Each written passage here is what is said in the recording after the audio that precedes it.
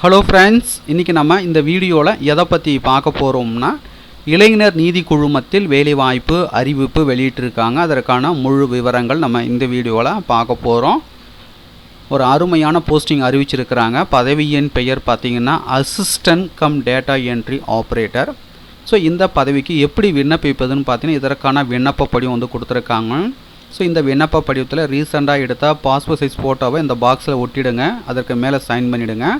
Name of the applicant, உங்களுடைய name எழுதுருங்க, உங்களுடைய ஃபாதர் நேம் எழுதுருங்க, டேட் ஆஃப் பர்த் 1/6/2024 அன்று உள்ளவாறு உங்களுடைய வயதை கணக்கிட்டு எழுதுருங்க, நேட்டிவ் டிஸ்ட்ரிக்ட், அதுக்கு திருமண நிலை, address for communication, phone number, educational qualification, typing, computer qualification, additional qualification, community, ஓசியா, பிசியா, எம்பிசியா, எஸ்சியா, எஸ்டியான்றது மேலே வந்து டிக் பண்ணிவிடுங்க.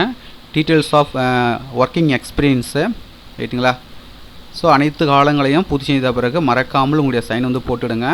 பூர்த்தி செய்த விண்ணப்ப படிவத்துடன் தேவையான ஆவணங்கள் நகல்கள் அனைத்திலும் செல்ஃப் அட்டஸ்ட் செய்து பூர்த்தி செய்த விண்ணப்ப படிவத்துடன் இணைத்து விண்ணப்பங்களை அனுப்ப வேண்டிய முகவரி பார்த்தீங்கன்னா, மாவட்ட குழந்தைகள் பாதுகாப்பு அலுவலர், மாவட்ட குழந்தைகள் பாதுகாப்பு அலகு, எண் 13, சாமி பிள்ளை தெரு, சூளை நெடுஞ்சாலை, சூளை, சென்னை 6,112 என்ற முகவரிக்கு பார்த்தீங்கன்னா விண்ணப்பிக்கணும்.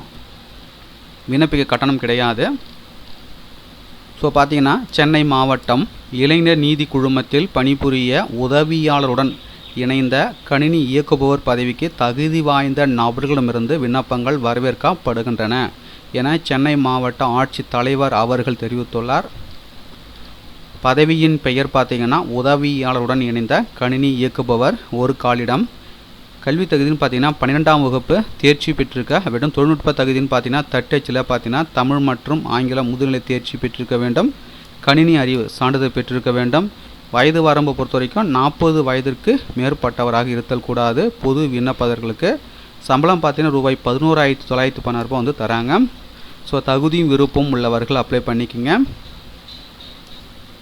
மேலும் உங்களுக்கு கூடுதல் விவரங்கள் வேணும்னா நோட்டிஃபிகேஷனுடைய பிடிஎஃப் லிங்க் நீங்கள் பார்த்து கொண்டிருக்க இந்த வீடியோவுக்கு கீழே உள்ள டிஸ்கிரிப்ஷன் லிங்க் வந்து கொடுக்குறேன். டவுன்லோட் செய்து ஃபுல்லாக ரீட் பண்ணி பார்த்துக்குங்க. மீண்டும் நம்ம அடுத்த ஒரு வேலைவாய்ப்பு வீடியோவில் சந்திப்போம். அனைவருக்கும் நன்றி.